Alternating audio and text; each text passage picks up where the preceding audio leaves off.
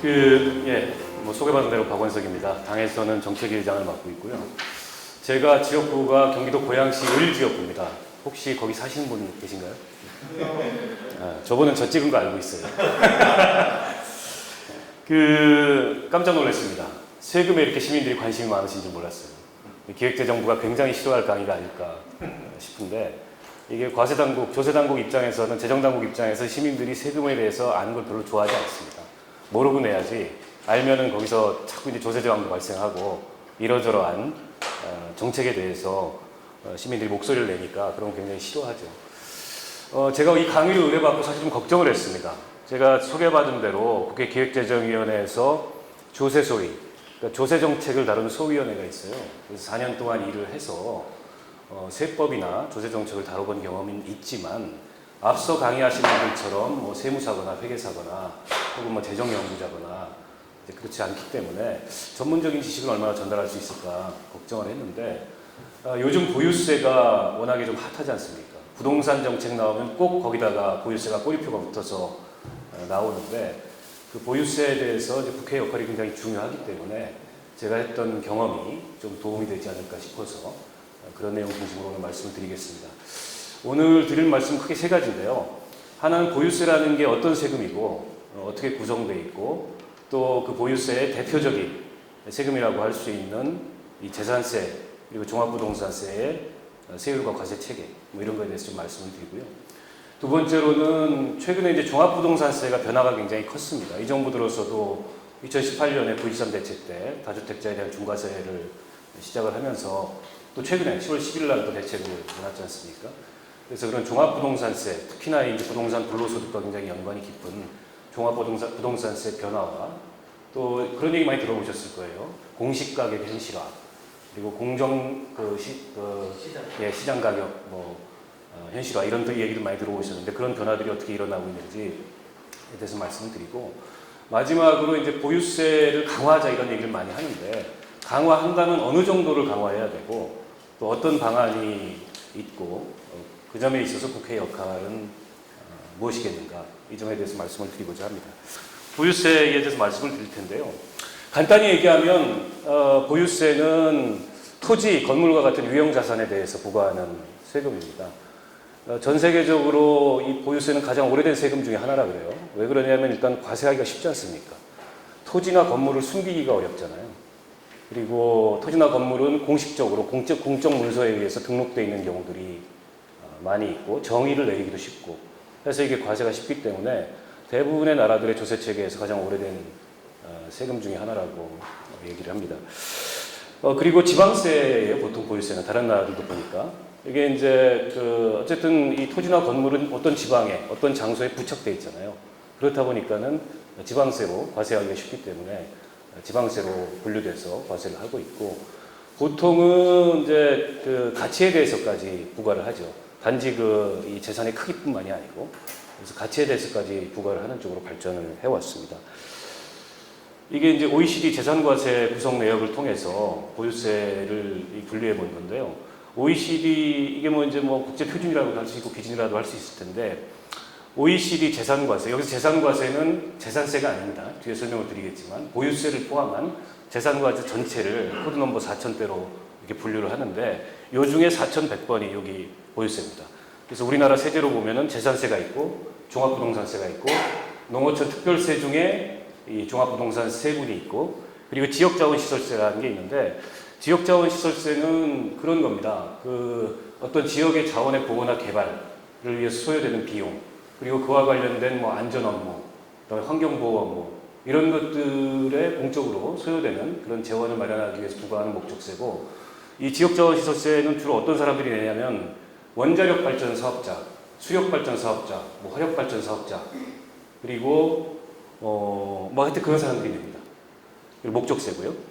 그 다음에 4,300번이 부의 이전에 관한 세금으로 상속증여세입니다. 이것도 큰 틀에서는 재산과세에 속하는 것으로 분류를 하고, 세 번째가 거래세인데요. 우리가 집 사면 취득세 내지 않습니까? 그리고 등록세 내고, 그리고 증권거래세, 이건 자본거래세죠. 이것도 재산과세로 분류를 하고, 농어촌 특별세 중에 증권거래세분이 있습니다. 이게 이제 우리나라 세제에서는 이 거래세로 분류되는 세금들이고요. 그 다음에 4,200번 부유세는 우리는 없죠. 프랑스 같은 경우가 대표적으로 이 보유세를 일정 재산 이상을 소유한 사람에게 이 보유세를 부과하는데 우리한테는 없는 세제고 4,500, 4,600번도 우리한테는 없는 분리체계인 것 같습니다. 아무튼 재산과세를 이렇게 전체적으로 OECD에서 구성을 하고 있고 그 중에 이 보유세는 우리 세금으로는 대표적으로 재산세, 종합부동산세, 그리고 농어촌 특별세, 그리고 지역자원시설세가 있다. 이렇게 이해를 하시면 될 것 같습니다.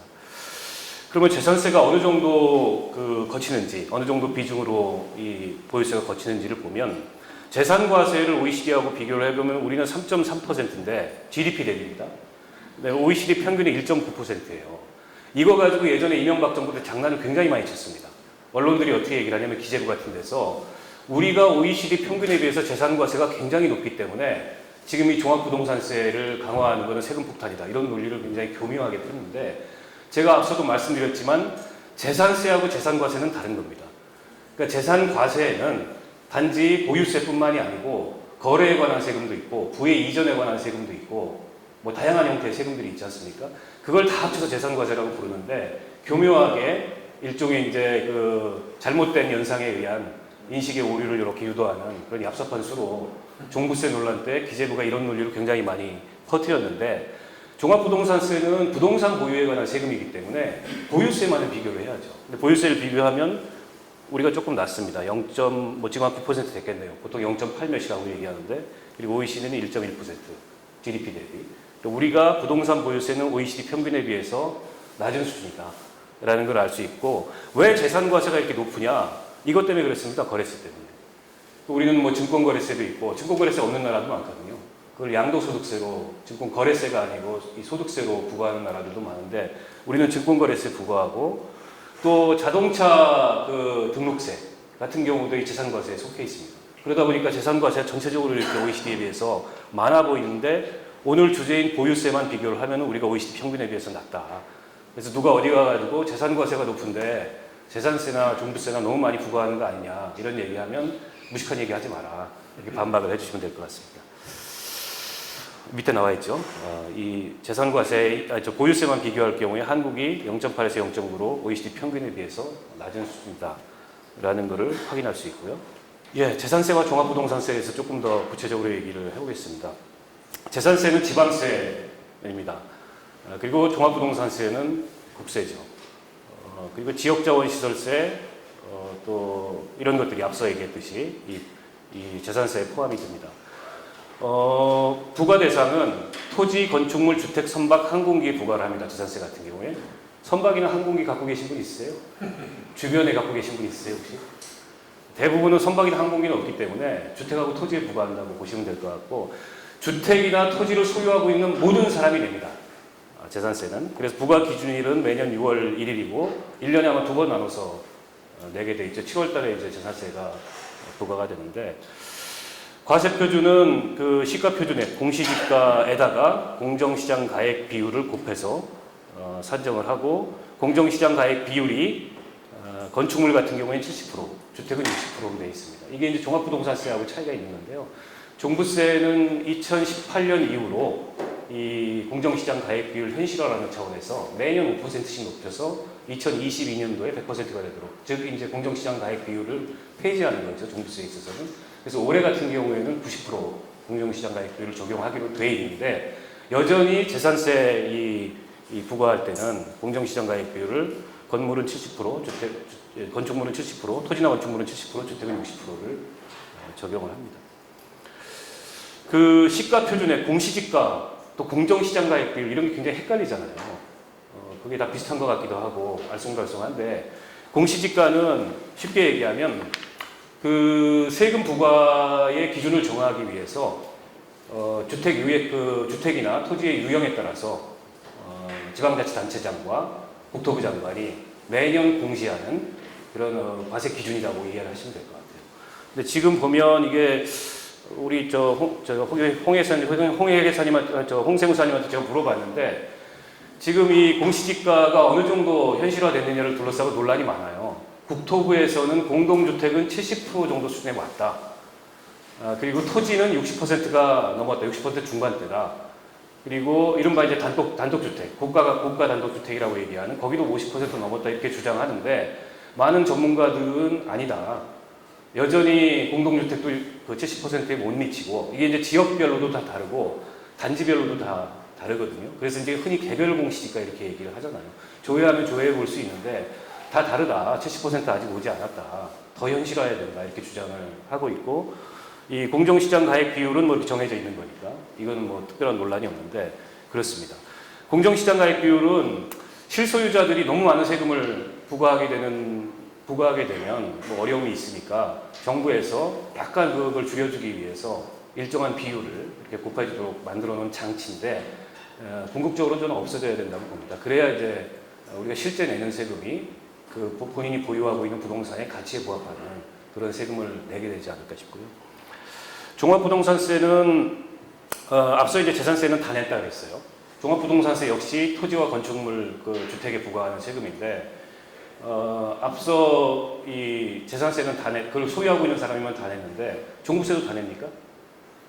그러니까 이 점이 굉장히 사실은 초기에 종부세 도입 초기에 근거 없는 조세 저항의 이유가 됐어요. 언론에서 계속 종부세를 떠들고 뭐 과표 3억 이렇게 얘기하니까 집 3억짜리 시가 3억짜리 가지신 분들이 나도 내는구나 이래가지고 조세 저항에 대열에 동참을 했죠. 막 서명하고.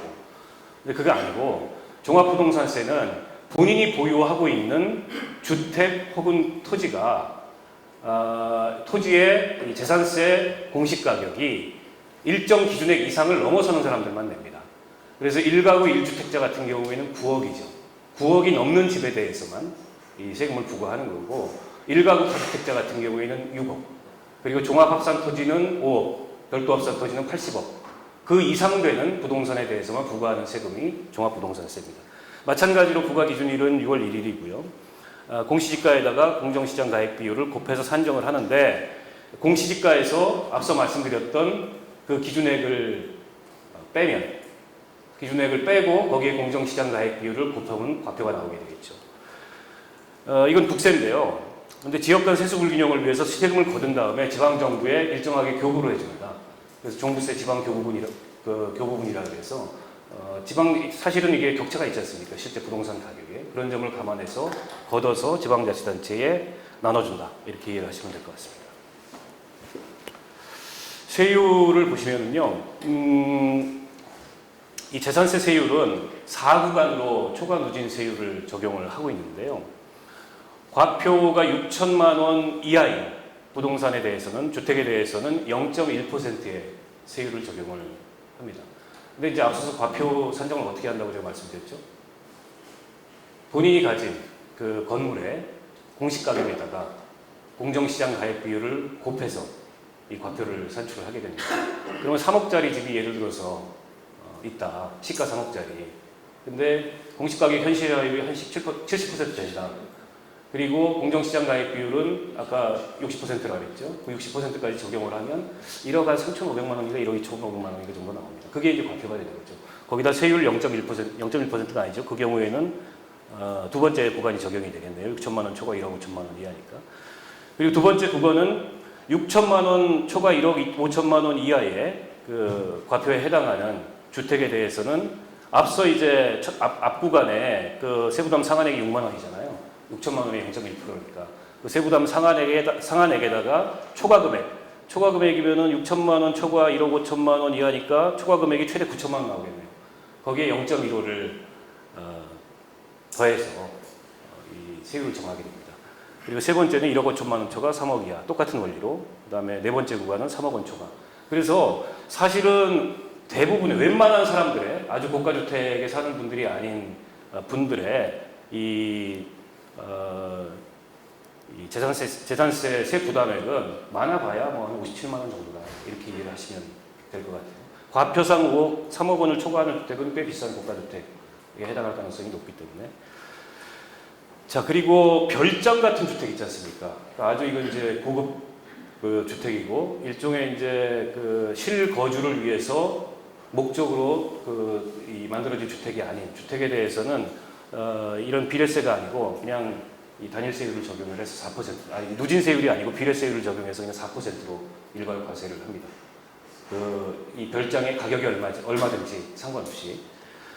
그리고 세 번째 이제 건축물인데요. 건축물은 상업용 건물이라고 보시면 됩니다. 상업용 건물. 그 상업용 건물에 대해서는 골프장이라든지 고급 오락장용 건축물에 대해서는 4% 앞서 얘기했듯이 이 건축물에 대한 재산 세율을 정하고 그다음에 기타 건축물에 대해서는 0.25%의 세율을 정합니다. 토지가 헷갈리는데요.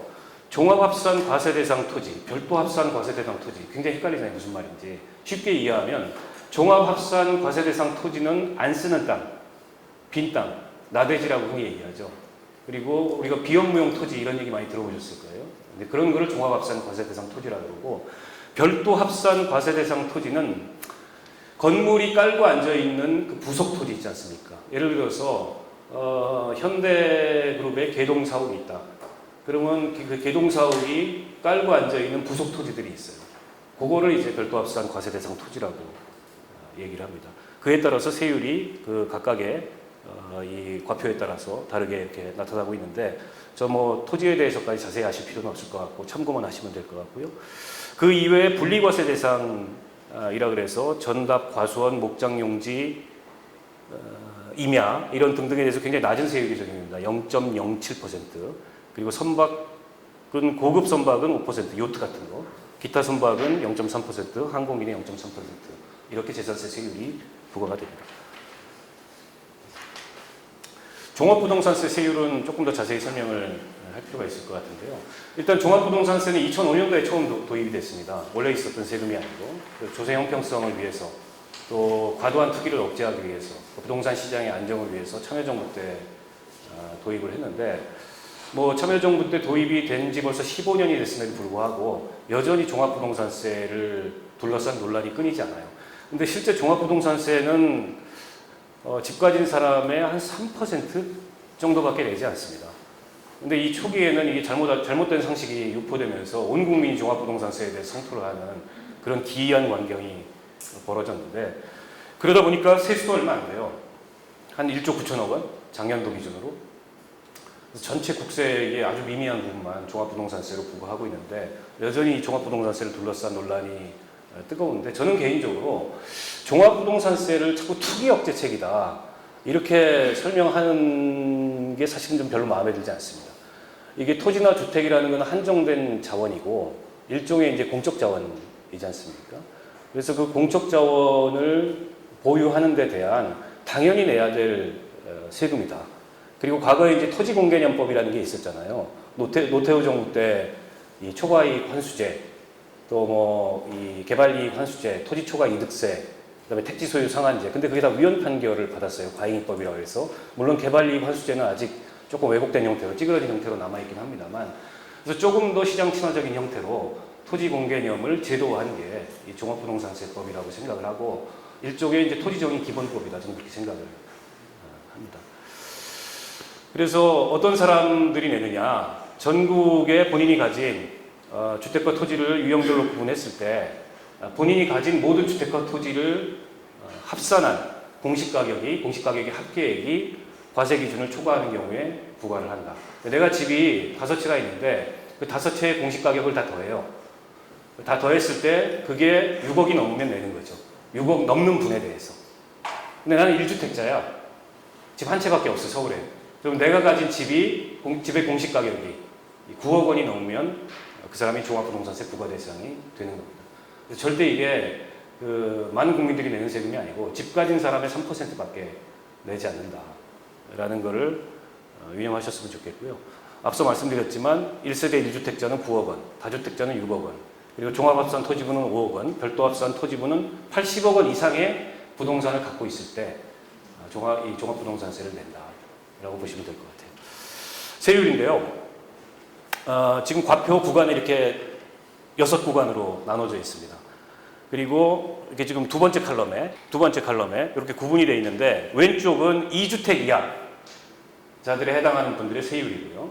오른쪽은 3주택 이상에 해당하는 이 부동산 소유자들의 세율인데 근데 조정대상 지역 등에서는 조정대상 지역, 투기과열지역, 투기지역, 뭐 토지거래 허가구역 이렇게 나눠져 있지 않습니까? 그런 구역에 해당하는데 2주택 이상을 가진 사람들은 왼쪽이 아니고 오른쪽을. 서울 같은 경우에는 대부분 종합부동산세 과세 대상은 이 세율을 따라서 이 세금을 낸다 이렇게 보시면 될 것 같습니다. 그리고 오른쪽에 이제 누진공제액이라고 있는 게 뭐냐면 그 각각 구간에서 이 세부담 상한액이 있잖아요. 그 상한액만큼을 다음 구간에서 이제 빼주는 거죠. 왜냐하면은 우리가 이제 소득세도 마찬가지지만은 과표 구간에 따라서 이 세율이 각각 달리 적용되잖아요. 그래서 앞선 구간에 세부담 상한액을 빼주는 장치로 이렇게 누진공제액이 적용됐다 보시면 될 것 같고, 오른쪽에 보시면 이제 종합합산 토지 세율이 나오는데, 과표하고 세율이 나오는데, 종합합산 토지 과표 세율은 이 정부 들어서 조금 인상이 됐습니다. 과거에 비해서. 그래서 그 9.13 대책 2018년도에, 그러니까 과거에는 이 다주택자에 대한 중과세 제도가 없었어요. 단일세율이었습니다. 그 이명박 정부 때까지만 하더라도, 박근혜 정부 때까지만 하더라도. 근데 이 투기가 좀 심해지니까 현 정부 들어서 2018년에 9.13 대책을 내놓으면서 다주택자에 대한 중과세 장치를 이렇게 만든 거죠. 그때 이 종합토지세, 이 합산토지세 세율도 일부 올랐습니다. 근데 이 별도 합산 토지세율이 문제인데요. 이게 지금 0.5에서 0.7, 최고 세율이 0.7로 되어 있는데 MB정부 때 만들어 놓은 겁니다. 근데 최초의 참여정부 때는 0.6에서 1.6이었어요. 그러니까 별도 합산 토지 세율에 대해서 굉장히 그 지금에 비해서는 높은 세율을 적용을 했는데, MB정부 때 세율을 이렇게 내린 이후로 이 정부에서도 이걸 올리지 않고 있습니다. 자, 이걸 올리지 않으면 누가 이익을 보느냐? 재벌 대기업이 이익을 봅니다. 제가 아까 말씀드렸듯이 이 별도 합산 그 과세 대상 토지라는 거는 빌딩이나 건물이 깔고 앉아 있는 부속 토지를 얘기하는 거라고 말씀드렸지 않습니까? 적게는 2배, 많게는 7배까지 그 면적을, 빌딩 면적에 그 면적을 적용을 해주는데, 이 종합합산, 별도합산 토지세 세율을 MB정부 때 이렇게 내려놓은 이유로, 그러니까 2007년도에 이렇게 내렸는데요. 2017년도까지 심상정 의원이 국감 때, 작년인가 재작년 국감 때 밝힌 자료로 보면 재벌들의 이 토지 보유율이, 부동산 보유율이 80%가 늘어났습니다. 그에 비해서 개인들의 이 토지 보유율은 5.9%가 줄었어요. 근데 그 늘어난 면적이 어느 정도냐? 판교의 1000배, 판교 신도시에, 그리고 여의도의 3200배 정도가 늘었습니다. 사실은 그게 우리가 이제 흔히 사내 유보라는 얘기를 많이 하잖아요. 기업들이 이익이 나면 그걸 이제 사내 유보하는데, 그 사내 유보금이 좀 생산적인 설비 투자나 이런 걸로 흘러가는 게 아니고 대부분 다 부동산에 잠기고 있는 아주 부정적인 효과를 낳고 있기 때문에 이 별도합산 토지 세율을 좀 올려야 되는데, 최소한 참여정부 수준으로 회복을 해야 되는데, 현 정부 들어서도 요 영역만은 전혀 건들지 않고 손을 대지 않고 있습니다.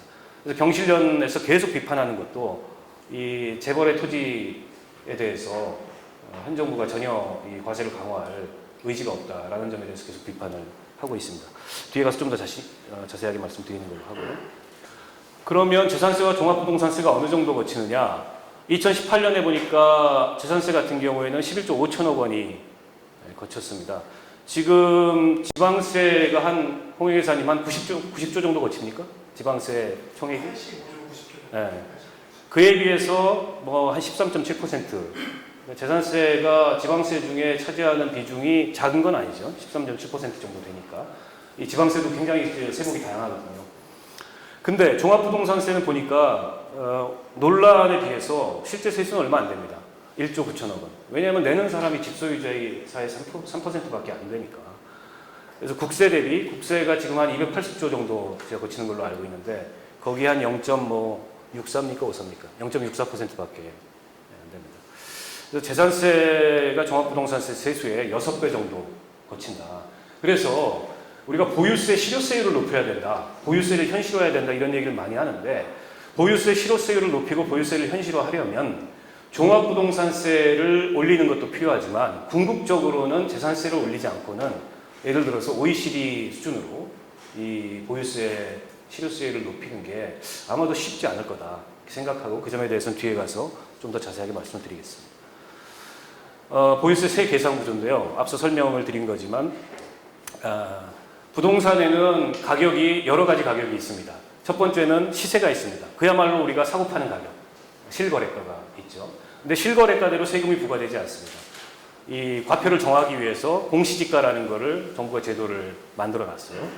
부동산 공시가격에 관한 법률에 근거해서. 근데 여기에 이제 실거래가가 어느 정도 반영이 되는데, 이게 100% 반영된다면 훨씬 더 보유세가 높아질 텐데, 100% 반영되는 게 아니라 그보다는 훨씬 더 낮게 반영이 됩니다. 근데 이 점에 대해서는 앞서도 말씀드렸지만 논란이 있어요. 우리 홍회 계사님께서는 아파트는 50%에서 60%대다. 근데 국토부나 국토연구원이 얘기하고 있는 거는 이미 70%에 근접했거나 넘었다. 국토연구원 이제 분석이 대부분 2015년 이전이거든요. 네, 2015년도분이에요. 네, 근데 이제 국토부 부동산 가격이 많이 올랐잖아요. 네. 그런 것들을 좀 감안했을 때 2015년 기준 비율을 좀 많이 깎아야 된다고. 그러니까 국토부가 근데 주장하는 거, 작년도 국감 같은 데서 주장하는 것도 뭐 70%다 이렇게 주장을 하고 있어요. 근데 이건 계속 논란이 있습니다. 토지나 고급주택은 사실 상대적으로 낮죠. 이건희 회장이 사는 집, 이태원에 있는 뭐 무슨 원이죠? 아무튼 승지원인가? 거기는 아마 요 정도 수준 내지는 요거보다 조금 정도 높은 수준밖에 안 될 겁니다. 뒤에 이제 이건희 회장의 종부세 샘플을 제가 계산해서 보여드리는 게 있는데 보시면 뒤에 보시도록 하고요. 거기다가 공시지가를 곱하고 공정시장 가액 비율이라는 거를 또 곱합니다. 앞서도 말씀드렸듯이 재산세는 주택 경우에 60%, 토지나 건축물은 70%, 종합부동산세 같은 경우에는 일괄적으로 90% 이렇게 적용을 해서 최종적으로 과표를 산출을 합니다. 그러다 보니까 실제 그 실거래가에 비해서 과표는 굉장히 낮은 이 금액이 산출이 되는데 앞서 이제 종부세 이 보시면은 과표가 3억 원 이렇게 돼 있잖아요. 처음에 이거 가지고 굉장히 보통 우리 시민들께서 많이 헷갈려 있었습니다. 내 집이 3억인데 그러면 나도 종부세 내는 거야? 아니죠. 앞서 얘기했듯이 공시지가 현실화율을 반영하고 실거래가 현실화율을 반영하고 거기다가 공정시장 가액 비율을 곱하고 그 전에 또 기준가격을 빼줘야죠. 공시지가에서 기준가격을 빼주지 않습니까? 1주택자 같은 경우에는 9억, 뭐 2주택자 같은 경우에는 6억 이걸 빼주지 않습니까? 그러다 보니까는 이 3억 원 이하라는 거는 실제 시가로는 한 5, 6억 원 정도 되는 주택이라고 보시면 될 것 같아요. 그래서 이 자리에 혹시 종부세 내신 분 계신가요? 손 드셔도 돼요. 부러울 따름이죠.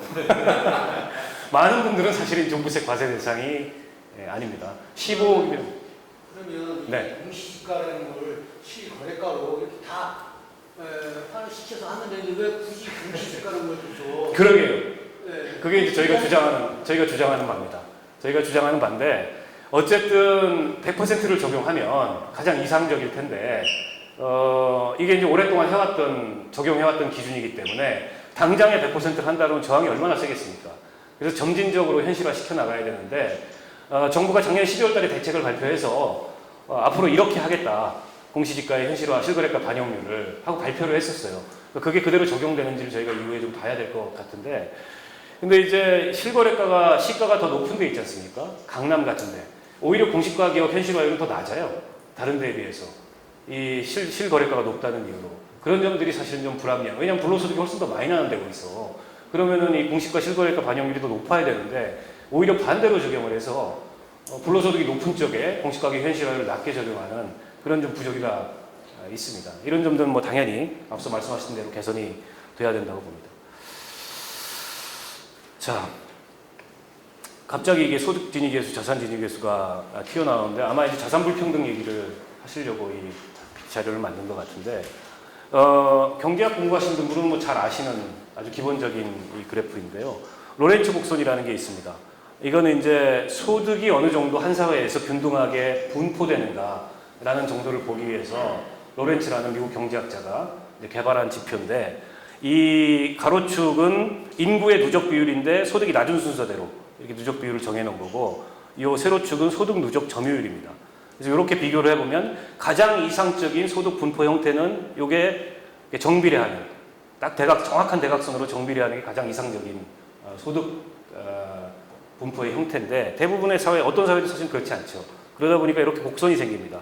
그래서 이걸 로렌츠 곡선이라고 부르는데 이게 이제 일종의 소득 불균형선이죠. 그리고 여기 면적이 생깁니다. 가장 이상적인 것과 그다음에 현실 이 소득 분포 정도를 봤을 때 이런 면적이 생기는데 이걸 이제 불평등 면적이라고 얘기를 합니다. 근데 이 소득 불평등 정도를 보여주는 대표적인 지표 중에 하나인데 이 로렌츠 곡선이 가진 한계는 이걸 수치화하기가 어려워요.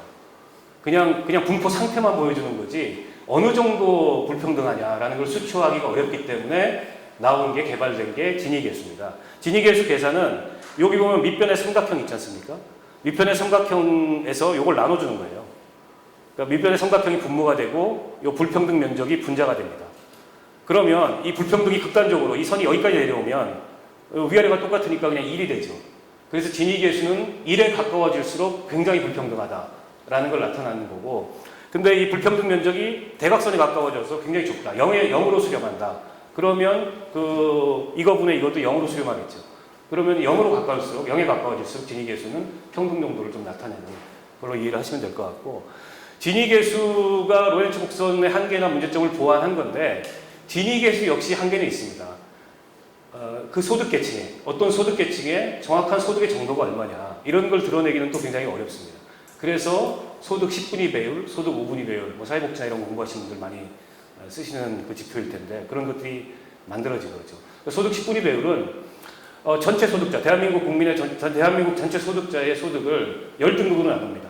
10등급으로 나눠서 하위 4등급 그리고 상위 2등급을 나눠가지고 상위 2등급의 소득을 분모로 하위 4등분의 이 40%의 소득을 분자로 그렇게 나눠주면 그 값으로 이 10분위 배율의 불평등 정도를 표현을 하는데 그건 이제 0에서 2 값까지 있는데 2에 가까워지면은 소득 분배가 잘 되는 거고 0에 가까워지면은 소득 분배가 나쁜 걸로 그렇게 보통 표시를 합니다. 아무튼 이 소득 진위 계수하고 이 소득 진위 계수 보니까 작년 가계금융복지조사 보니까 우리가 한 0.345 재작년보다 조금 낮았더라고요. 그러니까 이유가 아마 2017년, 18년에 최저임금 인상률이 굉장히 높았잖아요. 그게 이제 주로는 하위소득계층에 반영이 되면서 진위계수가 조금 개선된 게 아닌가 추정컨대 그렇게 이해를 하는데 자산 진위계수는 그보다 훨씬 더 심각한 불평등 상황에 놓여 있다고 볼 수 있을 것 같은데요. 저는 이 데이터를 못 봤는데 아무튼 우리 홍 회계사님 만든 자료를 따르면 스위스 신용조사연구소가 26개 나라들을 비교해서 계산한 결과 우리가 소득 진위 계수가 0.36이고 자산 진위 계수는 0.68. 이게 이제 우리 대한민국 통계죠, 여기. 26 평균입니까? 평균입니다. 그러면 우리는 아마 이거보다 훨씬 더 자산 진위 계수가 더 나쁘죠. 우리는 아니 둘 다 비슷합니다. 비슷합니까? 우리나라는 소득 진위 계수가 예상외로 좀 좋잖아요. 네, 그렇죠. 자산 진위 계수는 비슷합니다. 비슷합니까? 네. 네. 그래서 전 세계적으로 소득 불평등에 비해서 자산 불평등이 훨씬 더 심각하다. 이 피케티라는 경제학자가 주장하는 것도 이거잖아요. 핵심이. 그렇게 이해를 하시면 될 것 같습니다. 그래서 결국에는 우리가 좀 더 평등한 그런 사회로 가려면 소득 불평등을 개선하는 것도 중요한데 이 심각한 자산 불평등, 심각한 양극화를 낳고 있는 자산 불평등을 개선하는 게 굉장히 중요하고 거기서 보유세가 매우 중요한 그런 기제가 된다라고 생각을 합니다. 최근의 변화를 보겠습니다. 종합부동산세 세율 인상 변화인데요. 이게 이제 박근혜 정부 때까지의 기준입니다. 단일 세율이었어요. 다주택자에 대한 중과세라는 게 없었습니다.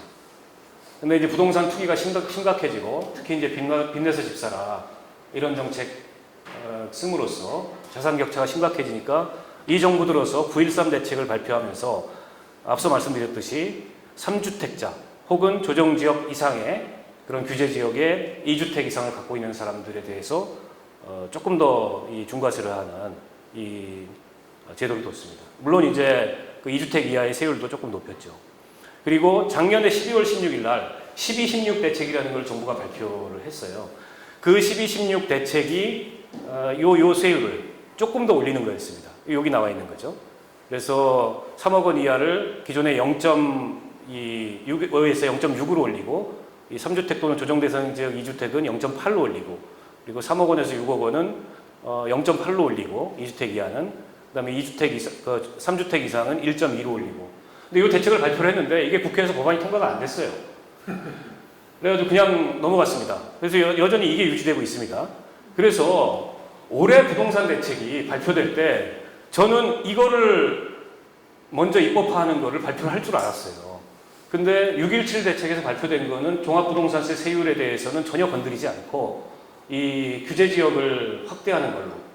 그래서 뭐 경기도 이런저런 지역을 다시 이제 조정대상 지역에서 풀렸던 지역을 다시 조정대상 지역으로 집어넣거나 뭐 청주 같은 그런 충청도까지 확대를 하거나 그에 따라서 그 대출 제한이라든지 이런 등등의 이런 대책이 발표가 됐습니다. 근데 지금 그 대책 발표된 지 한 달 됐습니까? 한 달도 안 됐는데 약발이 안 먹힌다고 생각을 했는지 바로 7월 10일 날 추가 대책을 발표했습니다. 엊그저께 지난주에 바로.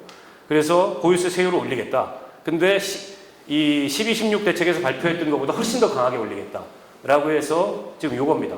요 일반 2주택 이하는 12.16 대책 그대로 12.16 대책과 동일하게 하고 다만 일종의 이제 투기성 이런 보유에 대해서는 훨씬 더 강한 세율을 적용하겠다 그래서 1.2%부터 6%까지 최고세율을 적용하는 걸로 발표를 했는데 이게 입법이 될지 모르겠어요. 아무튼 정부가 발표는 이렇게 했습니다. 이게 사실은 정의당이 총선 때 내는 공약하고 비슷해요. 총선 때 내는 공약 수준하고 비슷한데 정의당은 물론 이제 과표 구간을 4단계로 축소를 합니다. 이게 너무 복잡하다.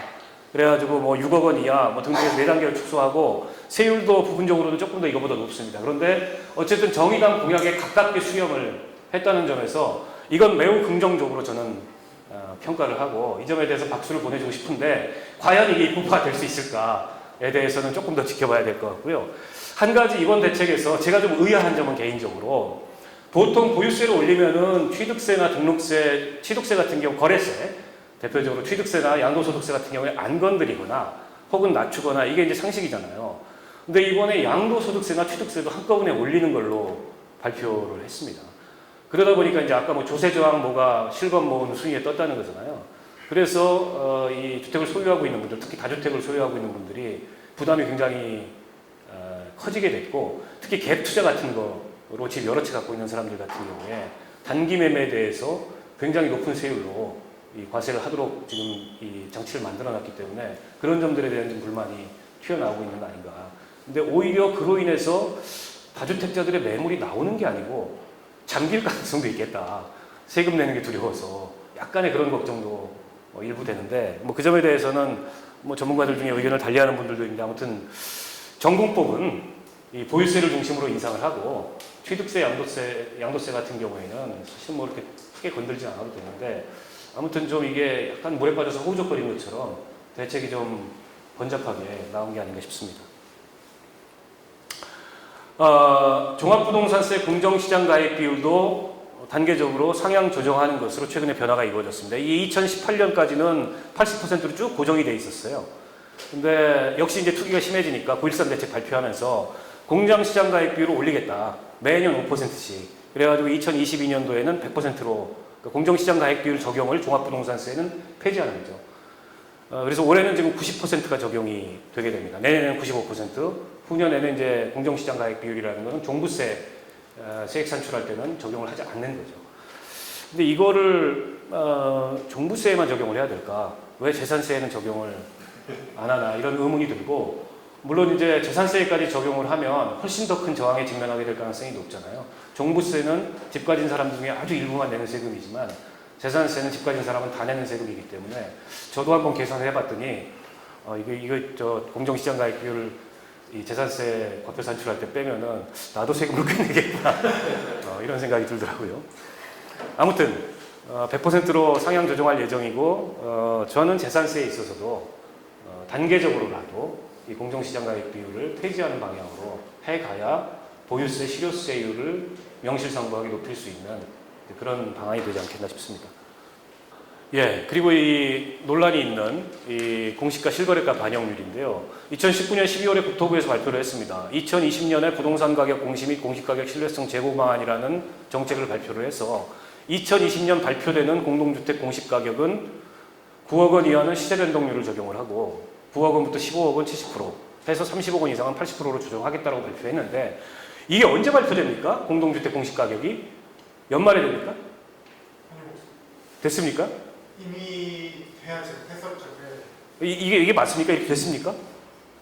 검증되지는 않았어요. 아니 그러니까 이게 안 된 것 같아요. 그래서 이게 논란이 여전히 많아요. 이게 법으로 딱 정하는 게 아니고 근거법은 있는데 자치단체장과 그다음에 국토부 장관이 지역에 따라서 유형에 따라서 정하도록 돼 있기 때문에 이게 전문가들마다 굉장히 비판적으로 보는 전문가들은 택도 없는 소리 마라. 이거보다 훨씬 낫다. 공동주택은 그나마 현실화되어 있는데 국가주택 같은 경우에는 턱없이 낫다. 이렇게 비판하는 분들도 있고 근데 국토연구원이나 국토부에서는 아니다. 많이 현실화됐다. 이렇게 또 주장을 현실화되긴 했겠죠. 왜냐하면 부동산 실물자산 가격이 올랐으니까. 부동산 가격이 올랐으니까. 근데 이거 가지고 논란이 굉장히 큽니다. 제가 이제 종부세 세금 폭탄론이 하도 지금까지 회자가 되고 있어서 실제 세금 폭탄인지 아닌지 계산을 한번 여러분들하고 해보려고 몇 가지 케이스로 계산식을 만들어 왔습니다. 서울에 15억짜리 네, 서울에 15억짜리 주택 아파트 한 채를 소유한 사람 A씨라고 가정을 하죠. 그러면 15억에다가 실거래가 반영률, 공시가격 정하는 실거래가 반영률 70%, 뭐 70% 안 될 수도 있지만 아무튼 70%라 치고 70%를 적용합니다.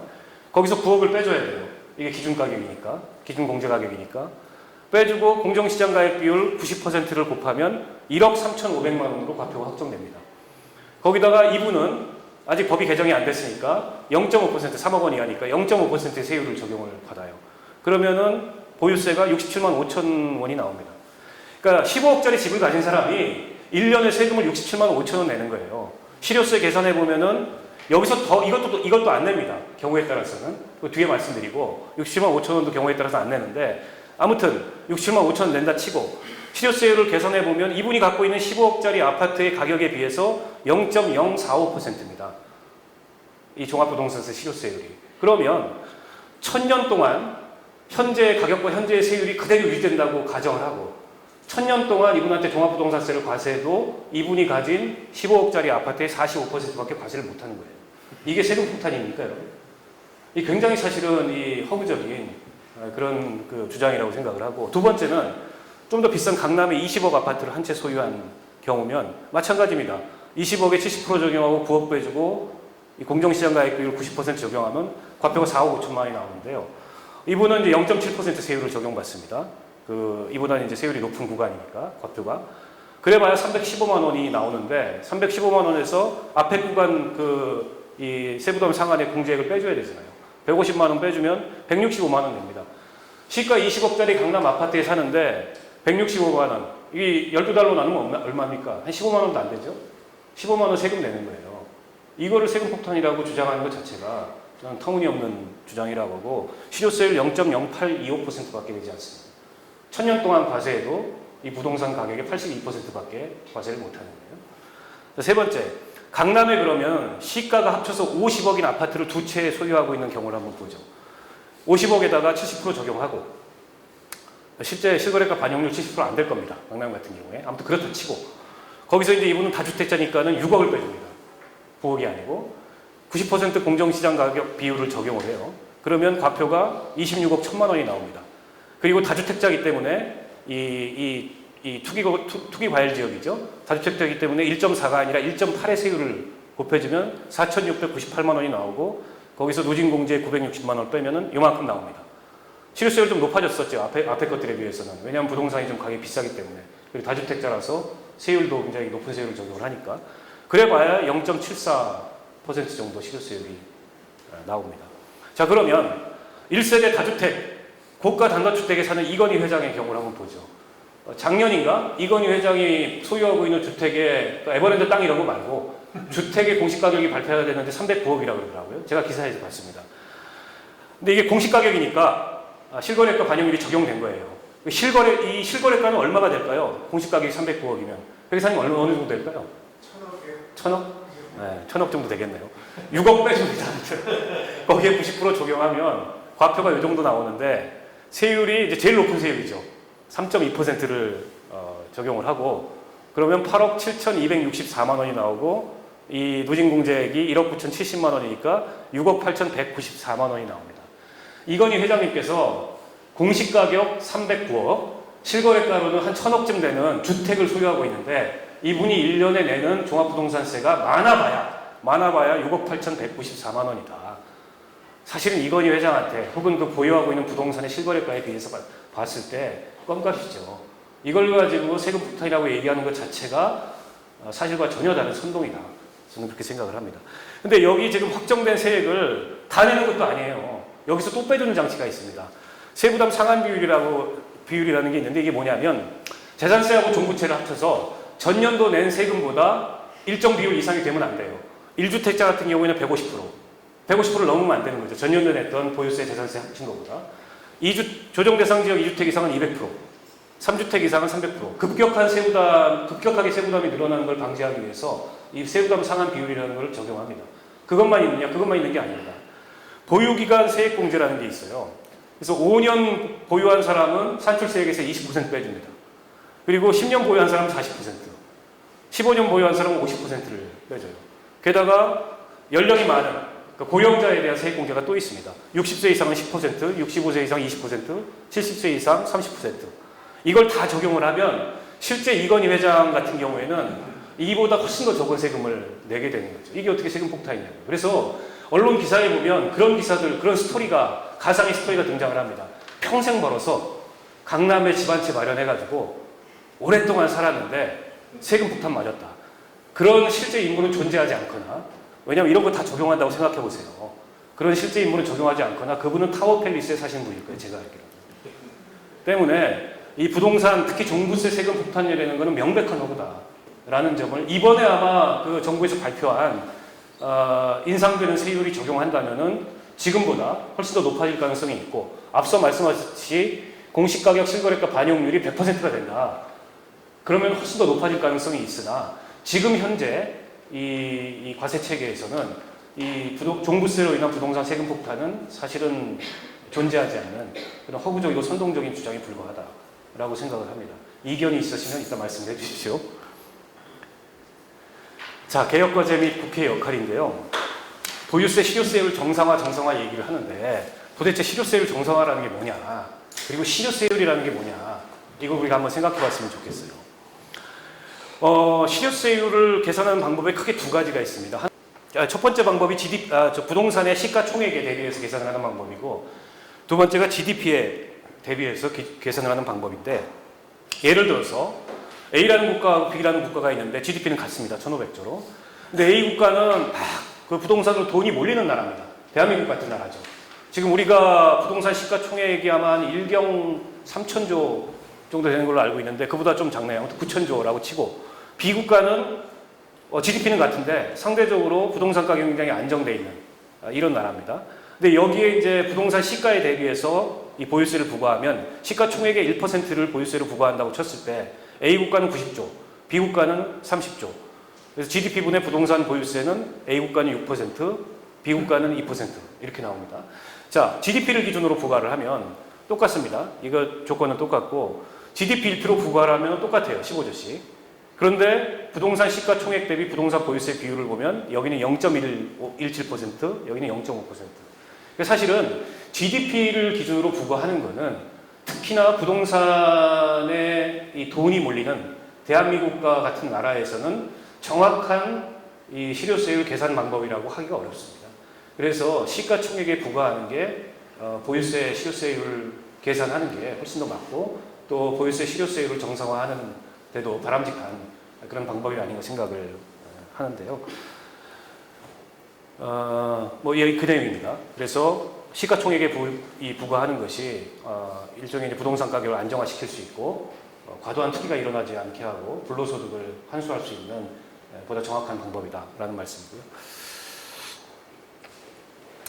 이게 이제 보유세 실효세율 국제 비교인데요. 근데 이 국제 비교를 보면서 제가 늘 궁금했던 점이, 이게 뭐 14개국, 12개국 이런데 OECD 전체 통계는 없는 것 같더라고요. 그리고 어디 비교에서는 미국을 넣기도 하고 어디 비교에서는 빼기도 하고 이래가지고 이 실효세율이 OECD 평균 얘기하는 게 저마다 다르긴 한데 왜 그렇습니까? 그게? 미국의 경우에 실제로 저 정도 그 보유세 부과하는데요. 네. 저 보유세를 나중에 양도세를 그때 빼줍니다. 네, 양도세 계산할 때 보통 취득과 보유에 대한 비용을 빼주잖아요. 그때 보유세를 빼줘버려요. 그래서 보유세 부담이 없다고 이론적으로 보는 학자들이 있다 보니까 거기에서는 이제 미국을 드러내버리는 정확히 알았습니다. 저희가 당내에서 토론하면서 이거 왜 그러지? 왜 이게 미국을 넣었다 뺐다 하고 어디는 0.44라 그러고 어디는 0.33이라 그러고 헷갈렸는데 그런 점이 있거든요. 아무튼 미국이 제일 높은 나라로 나옵니다. 그래서 한 1.1% 정도 됐죠. 캐나다도 굉장히 높은 나라로 나오는데 대한민국이 여기 있습니다. 여기 파란 선. 그래서 0.16, 뭐 15 정도밖에 안 됐는데, 근데 이 2014년 기준으로 비교 가능한 OECD 12개국 중에 전체 국부에서 지가가 차지하는 비중을 보면 한국이 53.6%로 1등인 걸로 나옵니다. 에스토니아라는 나라가 44.7%로 두 번째로 이 전체 그 국부에서 지가가 높은 걸로 나오고, 호주가 43.2%로 3위, 프랑스가 40.5%로 4위로 나옵니다. 2018년에 우리 대한민국의 토지 자산은 8,223조. 이게 아마 그 민간 토지하고 정부나 지방자치단체가 보유하고 있는 토지를 다 합친 가격일 거예요.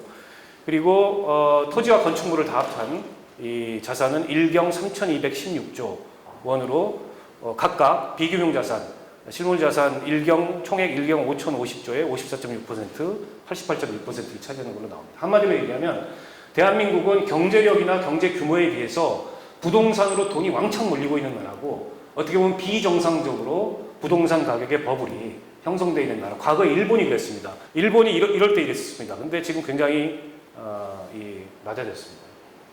그러면 실효세율을 정상화한다고 했을 때 정상화 목표를 어디다 둘 거냐? 이걸 좀 정하고 얘기를 해야 어떻게 보면 실효세율 정상화에 제대로 된 로드맵을 만들 수 있지 않겠냐라고 해서 이 토론을 많이 했는데, 어쨌든 국제 비교라는 게 굉장히 설득력 있는 근거이기 때문에 우리도 OECD 평균 수준까지 가자라고 했을 경우, OECD 평균 수준은 0.33%. 그러니까 이게 시가총액 대비입니다. GDP 대비가 아니고. 그에 반해서 우리는 0.15%밖에 되지 않는다. 그래서 이 만약 OECD 평균 수준으로 잡을 경우에 현재 보유세에서 한 17조 8천억 원 정도의 증세가 일어나야 된다라고 전광수 교수는 계산을 하고 계세요. 그리고 만약 실효세율을 참여정부 당시 831 대책의 목표 수준으로 잡는다면 이 0.61%로 당시에 잡았었는데, 0.61% 정도로 잡는다면 46조 4천억 원 정도의 증세가 지금보다 더 일어나야 되는 것으로 나타났고요. IMF에서 이런 권고를 했다고 하는데, 이런 권고를 왜 했는지 모르겠지만 아무튼 IMF에서 GDP 대비 2% 정도는 돼야 되지 않느냐 이런 권고를 했는데, 그 기준에 맞춰보더라도 우리 GDP가 지금 한 1900조 되니까 2%로 잡으면 현재에 비해서 한 38조 되니까 22.4조 원 정도의 증세가, 지금 한 15조, 보유세 다 합쳐서 15조 조금 넘고, 올해는 좀 더 거칠 텐데 재산세, 종합부동산 다 합쳐서 한 15조 정도 되거든요. 이만큼 정도 증세가 더 일어나야 된다는 거죠. 이걸 이제 시뮬레이션을 해봤을 때 종부세를 가지고 공시가격 실거래가 반영 비율, 공정시장 가액 비율 전부 다 100%로 올리고, 그리고 과세 체계를 노무현 정부 때와 똑같이 할 경우에 위 목표하고 있는 1이 요거죠, 여기에 도달할 수 있다라는 게 이제 정광수 교수의 시뮬레이션인데, 정치적으로는 뭐 거의 실현 가능성이 매우 낮거나 아니면 없다고 볼 수 있는 방안이 아닐까 싶어요. 지금 정도 가지고서도 무슨 막 세금 폭탄 얘기하는데, 만약 이거 하겠다 그러면은 거의 뭐 정권 타도 수준의 그런 저항이 나오지 않을까 싶은데, 실제 이렇게 해야 우리가 OECD 평균에 근접할 수 있다는 거죠. 재산세 과세를 강화해야 된다. 앞서도 말씀드렸듯이 보유세, 실효세율을 높이려면 종합부동산세만 가지고서는 한계가 있습니다. 왜냐하면 종합부동산세는 집을 가지고 있는 사람 중에도 아주 일부만 내는 세금이고, 전체 세수에서 차지하는 비중도 너무 낮기 때문에 종부세만 가지고 보유세, 실효세율을 OECD 수준으로 근접하게 만들려고 하면, 아까 얘기했듯이 굉장히 무리한 방법들이, 정치적으로는 거의 불가능한 방법들이 동원돼야 되기 때문에 재산세도 좀 일정하게는 현실화해야 되는 거 아니냐. 지금 재산세 보면 요 정도 거치는 겁니다. 11조 5,320억. 요게 2018년에 거친 건데 아마 올해는 조금 더 거칠 거예요. 왜냐면 가격이 좀 많이 올라갔기 때문에. 그리고 종합부동산세는 요만큼 거치는 거죠. 가격 차이를 보면 굉장히 커요. 거의 압도적으로 재산세 비중이 높습니다. 때문에 궁극적으로 보유세, 실효세율을 높이려면 재산세, 실효세율도 높여야 되는데, 미국 같은 나라가 제가 알기로는 거의 이 재산세도 거의 1% 아닙니까, 실효세율이? 그러니까 거기는 종부세라는 개념이 없구나. 그렇죠, 재산세죠. 예, 재산세죠. 그래서 보유세가 1%라는 거죠. 그래서 최근 정부 보유세 강화는 종합부동산세만 이루어졌는데, 이 전체 보유세 중에 이 종합부동산세의 비중은 15%가 안 되고, 전체 보유세의 4분의 3 이상이 재산세이기 때문에 궁극적으로는 재산세를 높여야 되고, 재산세 중에서도 뭘 높여야 되느냐, 토지보유세를 높여야 됩니다. 종합부동산세도 마찬가지고. 제가 앞서 말씀드렸듯이 이 재산세나 종합부동산세나 세수를 보면 건축물이나 혹은 주택이 차지하는 비중은 작습니다. 토지에서 나오는 재산세, 토지에서 나오는 종합부동산세, 특히 종부세 같은 경우에는 토지가 압도적이에요. 근데 이 토지에서 나오는 종합부동산세가 이렇게 압도적임에도 불구하고 그 세율은 굉장히 낮습니다. 때문에 그걸 좀 현실화해야 이 전체적으로 보유세 실효세율이 현실화되지 않겠는가. 예를 들어서 이런 거죠. 현대가 그 한전부지 사옥 짓겠다고 샀잖아요. 10조 5천억 원인가 주고 샀지 않습니까? 근데 거기에 공시지가 실거래가 반영률이 어느 정도 적용되는데 적용될지 모르겠는데 제가 알기로는 많이 적용돼 한 30%, 40% 적용될 거예요. 근데 그 옆에 거기 삼성동인가요? 삼성동에 있는 아파트는 70%를 적용합니다. 그러니까 사실은 그 삼성동 부자가 현대 사옥을 손가락질하면서 형평성이 어긋난다라고 얘기하면 솔직히 할 말이 없어요. 그렇지 않습니까? 게다가 세율도 낮아요. 0.7% 기껏 해와야 밖에 부과를 하지 않습니다. 때문에 특히 이제 이 재벌들이 주로 내는 이 토지 보유세를 현실화해야 전체적으로 보유세 현실화에 실효세율 현실화에 접근할 수 있지 않겠는가 싶습니다. 재산세 과표를 좀 현실화해야 된다는 말씀이시고, 특히 공정시장가액 비율이 이게 이제 주택은 60%, 뭐 토지는 70% 적용하는데 종부세는 90%로 해놓고 이거는 왜 이렇게 적용하냐? 이것도 점진적으로는 종부세 수준으로 맞춰가야 된다라는 거고, 요거는 뭐 이제 논란이 있습니다만 아무튼 여전히 좀 현실화돼야 된다라는 거고, 특히 이제 요 고급 단독주택 같은 경우에 이건희 회장이 사시는 집 같은 경우에 지금 뭐 국토부는 이것 그런 데도 다 50% 넘는다고 주장하는데 실제 아닐 가능성이 높고 이 정도밖에 적용이 안 될 겁니다. 이분들 같은 경우 훨씬 더 부자고 훨씬 더 불로소득이 큰데, 그리고 이게 주변 그 집가 상승에 미치는 영향도 굉장히 큰데 굉장히 낮은 어떤 실거래가 반영률로 인해서 실은 굉장히 많은 이득을 누리고 있는 이런 점들이 좀 현실화될 필요가 있다라고 생각을 합니다. 과세 물건별 보유세 구성비를 보면 제가 앞서 말씀드렸지만 토지가 재산세에서도 절반이 조금 안 되는 정도로 토지 비중이 높습니다. 그리고 그 다음에 주택, 그 다음에 건축물, 상업용 건물 이렇게 나타나는데 종합부동산세는 토지가 압도적이에요. 토지가 거의 80%, 76, 뭐 하여튼 이 토지가 압도적입니다. 근데 토지는 굉장히 낮은 세율을 여전히 적용을 받고 있고, 그로 인해서 상대적으로 주택 종합세, 이 종부세를 내는 분들이 토지 종부세를 내는 분들에 비해서 어떻게 보면 형평성 차원에서 우리가 불이익을 받고 있다라고 주장을 해도 할 말이 없는 그런 상황이기 때문에 보유세를 현실화하려면 토지 보유세를 높여야 되고, 특히 종부세, 이 토지 보유세, 별도 합산 토지과세, 세율이나 과표나 다 현실화시켜야 된다라고 생각합니다. 그래서 이 종합합산 토지 부동산세는 종합합산 토지라는 건 앞서도 말씀드렸듯이 이용하지 않는 나대지입니다. 흔히 비업무용 토지, 빈 땅, 내지는 이제 부재지주 소유의 농지라든지 뭐 이런 게 이제 나대지라고 얘기를 하는데 2018년에 좀 올랐어요.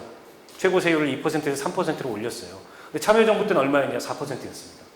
그러니까 참여정부 때 부동산 정책, 특히 이 종합부동산세는 지금에 비하면은 MB정부 때까지 혹은 박근혜 정부 때까지 세율이나 과세 체계하고 비하면은 굉장히 사실은 높은 수준의 그런 불로소득 환수의 의지를 가진 그런 과세 체계를 갖고 있었는데, 이게 이제 MB정부 때 들어오면서부터 물렁물렁해지기 시작해가지고 지금도 아직 원상회복이 안 된 거죠.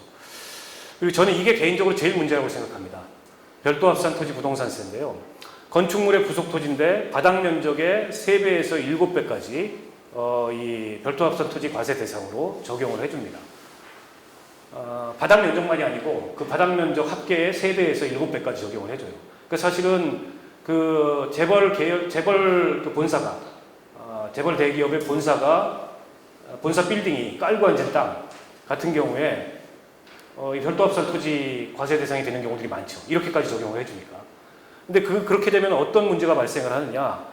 종합합산 과세 대상 토지가 줄어들어요.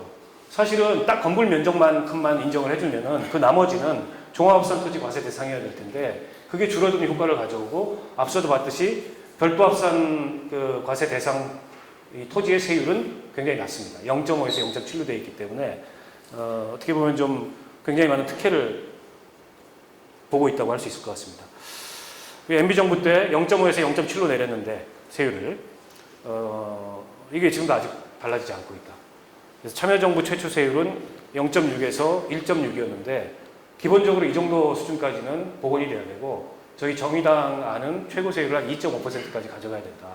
이렇게 보고 있습니다. 그래야 사실은 보유세도 늘어나고 형평성에도 맞고 그리고 사실 이게 업무용이라고 얘기를 하지만 업무용 아닌 경우들도 많아요. 비업무용 토지에다가 이 낮은 그 세율 적용받으려고 대충 뭐 창고 같은 거 지어놓고 업무용이라고 우기고 이런 경우들이 굉장히 많은데 그런 거에 대해서 제대로 조사도 하지 않고 있습니다. 그래서 이것도 좀 바뀌어야 되고 그다음에 토지재산세 앞서 말씀하셨듯이 보유세는 재산세를 현실화해야 조금 실효세율을 높일 수 있기 때문에 공시지가 현실화하고 세율 인상하고 공정시장가액비율 현재 70%인데 70%가 아니고 단계적으로 인상해서 90%까지 종합부동산 수준에 맞추든가 궁극적으로 폐지하든가 이렇게 가야 된다고 생각하고 최근에 이제 국토보유세 얘기하는 분들이 많잖아요. 그래서 부동산 관련된 세금이 복잡하고 정치적 논란이 크니까 국토보유세를 그냥 간명하게 단일화하자.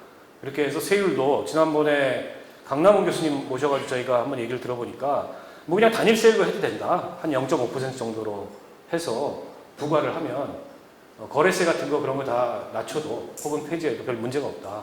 그렇게 해서 기본소득 주자. 이렇게 말씀을 하시는데 기본소득에 대해서는 또 우리 오건호 위원장님 같은 경우에 반대하기 때문에 목적세인 토지보유세도 아니 저 국토보유세도 아마 반대하실 것 같은데 뭐 그렇습니다. 자, 국회 역할인데요. 국회 역할은 좀 포괄적으로 적용을 해봤습니다.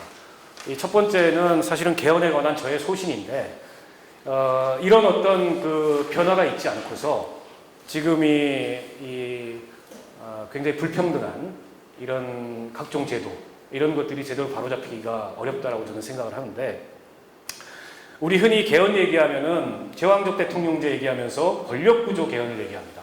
그래서 분권형 대통령제를 하자, 내각제를 하자 이런 얘기를 하는데요. 궁극적으로 뭐 권력구조 개편에 대해서 공감하는 바가 있고 일정 정도 우리 국민들이 국회에 대한 신뢰가 높아지면 분권형이든 아니면 뭐 내각제든 해볼 수도 있다고 생각하는데 책임정치라는 차원에서는 저는 내각제가 대통령제보다 훨씬 더 우월한 제도라고 생각하는데 아무튼 지금 대한민국의 대통령제는 너무 제왕적이어도 너무 제왕적인 대통령제도입니다. 세계에서 대통령제를 하는 나라들이 그렇게 많지는 않습니다. 근데 그 중에 대표적으로 미국 같은 나라가 이 대통령제의 대표적인 사례로 꼽히고 미국 대통령이 세계에서 제일 힘이 센 사람이라고 그러잖아요. 근데 대통령 헌법과 법률이 갖고 있는 대통령의 권한만 비교해 보면 대한민국 대통령이 미국 대통령보다 훨씬 더 제왕적인 권한을 갖고 있습니다. 대표적으로 국회 입법권인데요. 미국은 행정부의 입법권이 없습니다. 의회가 배타적이고 독점적으로 입법권을 가지고 있어요. 그래서 대통령도 무슨 법안을 만들고 싶으면 자기 당 소속의 하원 의원이든 상원 의원이든 부탁을 해가지고 청부 입법이죠. 청부 입법을 하지 않으면 대통령이 법안을 만들 수가 없습니다. 그 의회가 굉장히 센 거예요. 근데 우리는 헌법 52조에 따라서 정부와 국회는 법안 발의권을 갖는다고 되어 있습니다. 정부도 법안 발의권이 있어요. 근데 이 정부의 법안 발의권이 단지 발의권이 아니고 이거는 국회에서 법안 심사를 해본 국회의원들이면 대다수 공감하는 바일 텐데 정부 법안을 중심으로 얘기가 됩니다. 그러니까 과거에는 압도적으로 정부 발의 법안의 숫자가 많았어요. 국회 입법 역량이 지금보다 훨씬 더 낮았을 때는. 근데 지금 과거에 비해서 국회 입법 역량이 높아졌고 정부 발의 법안보다 몇 배 이상의 국회 발의 법안들이 쏟아지고 있는데 여전히 법안심사 소위에 법안심사를 들어가면 정부안이 기준입니다. 그리고 의원 발의 법안에 대해서도 정부의 의견을 꼭 들어요. 그럼 왜 정부의 의견을 들어야 되는지 모르겠어요. 입법자는 의원인데. 그리고 그 정부 법안에 휘둘립니다. 실제 법안 심사하는 과정에서. 이게 굉장히 큰 문제점인데 대통령이 법률안 거부권을 가지고 있잖아요. 전 세계 어느 나라의 대통령제도 대통령이 법률안 거부권과 그 다음에 법안 제출권을 동시에 갖고 있는 대통령제는 없습니다. 그만큼 대한민국의 대통령제는 굉장히 제왕적이고 어떻게 보면 미국 대통령제 이상의 그런 권한을 갖고 있는 대통령제다. 그런 점에서 개헌을 논의한다면 제왕적 대통령제를 개혁하기 위한 개헌을 논의한다면 권력구조 개편 이전에 이 문제부터 논의하자라고 제가 누누이 강조해 왔는데 별로 제 얘기를 귀담아 안 듣더라고요. 자, 아무튼 두 번째는 예결사도 마찬가지입니다. 흔히 국회에 3대 세 가지 권한을 얘기를 하는데 그게 국정에 대한 감시, 그 다음에 입법, 그 다음에 예결산 심의 확정권. 이게 국회가 가진 3대 권한이라고 얘기하는데 국회가 예결산 심의 확정권은 있지만 예산 편성권은 정부에 있어요. 그러니까 정부가 편성하고 국회가 심의 확정하는 구조예요. 그러다 보니까 예산 심의 확정권 또한 정부 편성권에 휘둘리게 돼 있습니다. 게다가 국회에서 예산 심의를 할 때 증액을 하려면 행정부한테 동의를 받아야 돼요.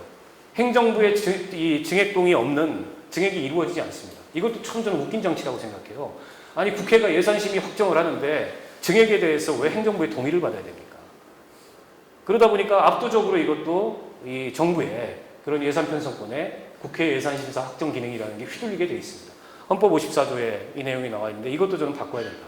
그래서 국회가 예산 심의 확정권뿐만이 아니라 예산 편성권을 가져야 된다. 지금 정부 예산실 있잖아요. 기획재정부 내에 크게 보면 세제실이 있고 예산실이 있는데 예산실을 띄워갖고 국회로 들어오면 됩니다. 그래가지고 국회 사무처에 그걸 집어넣으면 돼요. 예산실을. 그럼 다 만들 수 있습니다. 이거 별로 어려운 문제가 아니에요. 그 다음에 세 번째, 감사원의 국회의관. 이것도 참 웃긴 저는 헌법조항이라고 생각하는데 어쨌든 행정부의 뭐 예산, 직무, 수행 이런 거에 대해서 감사하는 게 감사원의 권한이잖아요. 근데 감사원이 어디에 소속되어 있는 기관입니까? 대통령에 소속되어 있는 기관입니다. 대통령에 소속되어 있다고 헌법에 나와 있어요. 97조에. 그래서 감사원 같은 경우도 국회로 이관을 하자. 그래야 이게 제대로 된 견제와 균형의 원리가 작동하지 않겠냐. 그래야 입법부가 명실상부한 국정감시에 관한 권한을 제대로 행사할 수 있지 않겠냐라는 겁니다. 그 다음에 위임입법 범위의 최소화인데요. 우리가 이제 흔히 시행령이라고 얘기하는 거 있지 않습니까? 대통령령, 뭐 총리령, 그 다음에 각 부처 장관령, 이게 다 시행령인데 이게 이제 위임입법이에요. 즉 행정부 입법인 거죠. 이 법은 사실 국회에서 만들어야 되는데 국회가 입법자인데 국회가 법을 다 만들게 되어 있는 게 아니라 헌법에 이런 위임 조항을 둬서 행정부가 일종의 정부 입법을 할 수 있도록 되어 있습니다. 그래서 75조가 대통령령에 관한 사항이고 95조가 총리와 장관령에 관한 사항인데 흔히 이제 포괄적 위임 입법 금지라는 헌법상의 원칙이 있습니다. 그것도 이제 이 75조, 95조에 대한 해석을 통해서 포괄적 위임 입법을 금지하도록 되어 있는데 헌법 75조에 보면은 법률에 근거해서 대통령이 대통령령을 만들 수 있다. 법률이 그 위임한 범위 내에서라고 나와 있어서 포괄적으로 이 행정입법을 만들면 안 된다라고 헌법이나 혹은 판례 해석에 따라서 규정을 하고 있습니다만 여전히 행정부에 의한 과도한 어떻게 보면 위임입법들이 이루어지고 있고 그게 국회 입법권을 침해하는 현상들이 굉장히 많이 나타납니다. 대표적으로 박근혜 정부 때 그런 일이 많이 일어났어요. 국회에서 야당이 반대해서 법이 통과가 안 되니까 똑같은 내용을 대통령령으로 만들어버려요. 사실은 그 국회 입법권을 대표적으로 침해하는 그런 어떻게 보면 위임입법이죠. 이것도 없애야 된다. 내지는 최소화해야 된다. 그래야 국회가 제대로 된 이 권한을 행사할 수 있고 그래야 국회가 제대로 된 역할을 할 수 있다라고 생각합니다. 자, 그리고 두 번째로 이 세제 전반에 관해서 이 보유세와 관해서도 이 공영부처가 된 기획재정부를 개혁해야 됩니다. 제가 얼마 전에 이거 주제로 이 토론회도 국회에서 열었는데요. 이번에도 어쨌든 뭐 그 재난지원금 관련해서 기재부 장관이 거의 대통령한테 개기는 상황이 발생을 했잖아요. 그리고 보유세와 관련해서도 계속 기재부가 엇박자를 놓고 있고 이번에 이제 7월 10일 날 대책 발표하는 과정에서도 기재부에서 최종적으로 좀 마사지가 된 흔적들이 있지 않습니까? 근데 이게 이제 MB정부 때 체제입니다. 지금의 기획재정부 체제라는 게. 참여정부 때만 하더라도 기획예산처가 총리실 산하에 있었어요. 그래서 기획예산처 장관이 장관급 부처로 해서 별도로 있었습니다. 기획예산처 장관이. 그래서 이제 권한이 좀 이렇게 분산돼 있어서 견제나 이런 게 가능했는데 지금은 기재부는 그걸 다 갖고 있습니다. 세제, 그다음에 예산, 그다음에 정책 기획 기능, 부처 간의 업무 조정 기능, 심지어 공공기관 운영에 대한 평가. 공공기관 운영 평가를 왜 기재부가 합니까? 그러다 보니까 모든 부처들이 기재부의 눈치만 봐요. 예산 타야 되죠. 그다음에 공공기관 평가해가지고 낮은 등급 주면은 그에 따라서 뭐 불이익 있죠. 기재부에다가 제대로 얘기도 못 합니다. 그러다 보니까 실제 이 경제정책 컨트롤타워스의 전문성이나 효율성 굉장히 떨어진다. 그래서 부동산과 관련해서도 가계부채 엄청나게 늘어났고 심지어 MB정부 때 최경환이가 기재부 장관 할 때, 박근혜 정부 때 최경환이가 기재부 장관 할 때 빚내서 집사라였었지 않습니까? 그 다음에 뭐 조선해운 등 이런 주력산업의 위기에 대해서도 제대로 대처 못하는 이런 효율성의 한계가 굉장히 두드러지게 나타난다. 그래서 기재부의 과도하게 집중된 권한과 기능의 분산을 통해서 정부 내에 체크 앤 밸런스가 이루어지는 것도 중요하지만 실제 제대로 된 역할을 하기 위해서라도 저 공룡부처가 된 기재부를 좀 개혁해야 된다라고 생각을 하고 뭐 나누는 방법은 여러 가지가 있겠죠. 참여정부 시절로 나누는 방법도 있고 저희가 이제 서울대 박상희 교수를 불러가지고 세미나를 하는데 그분은 한 뭐 5개 정도의 기능으로 나누자 이렇게 제안을 하시더라고요. 그래서 아예 예산 같은 경우에는 국회로 그냥 기재부 예산실을 들고 오는 것도 한 방법이다. 제가 앞서 말씀드렸듯이 뭐 그런 여러 가지 방안들이 있을 수 있을 것 같습니다. 자, 세 번째가 이제 국회 이해충돌 방지와 투명성 제고인데요. 특히 보유세와 관련해서 심상정 대표가 얼마 전에 이 얘기를 했습니다. 총선 공약이기도 합니다. 국회의원 등 고위공직자는 1급 1주택을 의무화하자. 1급 이상의 고위공직자에 대해서. 이렇게 저희가 얘기했더니 다음날 총리께서 2급 이하로 하자 이렇게 얘기를 하시더라고요. 뭐 좋습니다. 저희는 환영하고 2급이 아니라 뭐 4급까지 해도 저는 환영하는데 지금 20대 국회의원들 보면 21대는 아직 다 안 나온 것 같은데 100명이 다주택 보유자였습니다. 국회의원들의 3분의 1이. 그중에 71명은 강남 3구에 주택을 보유하고 있었고 93명은 상가 등 건물주였어요. 그 다음에 청와대 중앙부처 1급 이상 고위공직자 부동산 보유 실태를 보면 이겁니다. 지금 2주택 이상이 청와대 같은 경우에 42%, 기획재정부 54%, 심지어 주무부처인 국토교통부 55%, 공정거래위원회 75%, 대단합니다. 그래서 분석 대상 고위공직자 전체의 47%가 이 2주택 이상자였어요.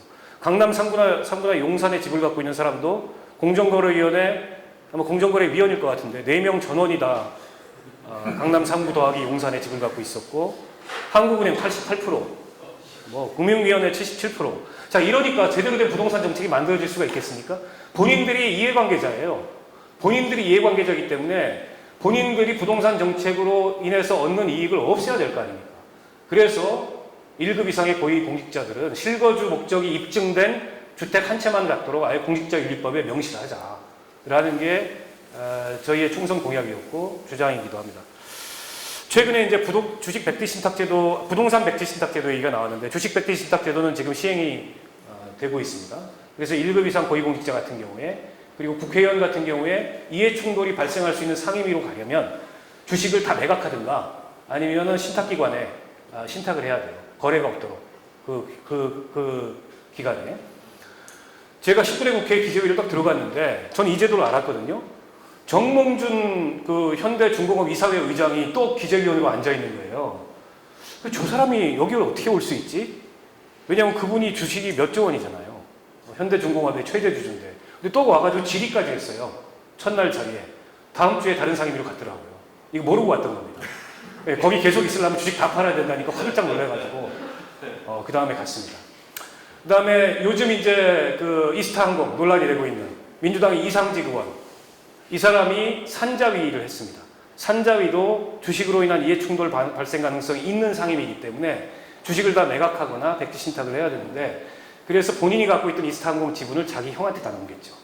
그리고 나서 산자위원을 했는데 지금 보니까는 뭐 아무튼 주식은 다 자기 형한테 매각은 했지만 여러 가지 문제를 일으킨 것 같습니다. 그래서 주식 백지 신탁 제도는 지금 이루어지고 있지만 이거 좀 더 강화돼야 된다. 대상도 좀 더 확대하고 이런 주장이 있고 부동산 백지 신탁 제도를 시행하자. 이것도 이제 정의당이 사실은 이게 그러니까 진보 정당이 저작권이 있는 정책인데 잽싸게 이재명 지사가 이 국면에 채가가지고 마치 이재명표 정책인 것처럼 지금 동네방네 선전을 하고 있어. 저희 입장에서 굉장히 억울한데 마찬가지입니다. 주식 백지 신탁처럼 이해충돌 가능성을 없애기 위해서 고위공직자들은 부동산을 재임 기간 중에 다 매각하거나 아니면 신탁기관에 수탁기관에 신탁을 하자. 신탁을 해서 근데 신탁을 하면 소용없는 거 아니야? 이렇게 생각하실 수 있잖아요. 가지고 있다가 그 사이에 부동산 가격은 계속 올라.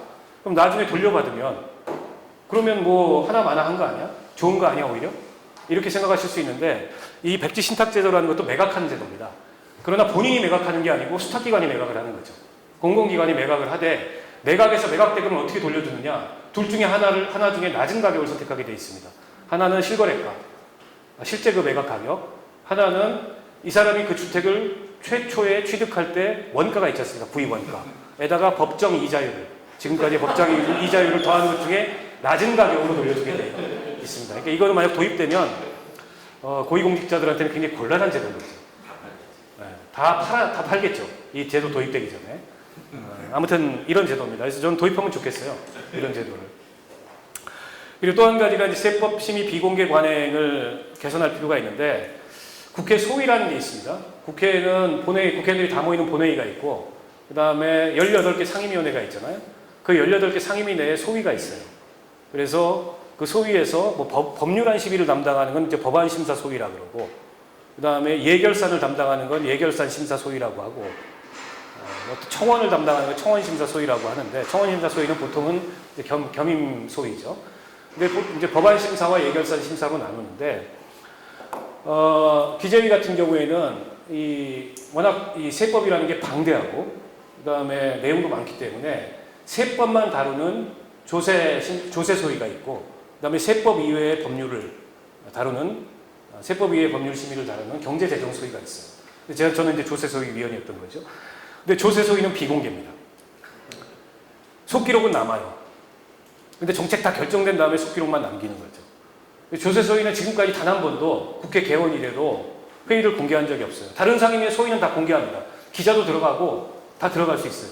근데 조세소위만 공개를 안 합니다. 보좌관은 들어갈 수 있습니다. 내지는 정부 관계자는 들어갈 수 있어요. 그 이외에는 일절 조세소위는 못 들어오게 해요. 제가 이거를 그 19대 국회 기자회의 할 때 첫 소위에서 이 문제 제기를 했어요. 이거 왜 공개 안 하냐. 그랬더니 반응들이 알면서 왜 그래 뭐 다 이런 반응들이죠. 물론 합리성도 있어요. 왜냐하면 세법이라는 게 워낙 민감한 이해관계이기 때문에 이게 공개가 됐을 시에 로비에 노출될 수도 있고 할 수 있는데 그 정도는 이제 국회 역량이 성숙됐기 때문에 저는 공개해야 마땅하다. 근데 이게 비공개됨으로써 그 밀실에서 짬짬이 하는 이런 관행들이 비일비재하게 일어나요. 제가 조세 소위 할 때도 얼마나 웃겼냐면 그 조세 소위 위원장이 있고 거기 소위에는 뭐 간사라는 개념이 없는데 어쨌든 간사 노릇을 하는 사람들이 있어요. 근데 지금 이제 그 이용섭 광주시장 이분이 제가 그 조세 소위 위원 할 때 간사 노릇을 했는데 이분이 국세청장 출신이잖아요. 국토부 장관 출신이기도 하고 세금에 대해서 잘 알아요.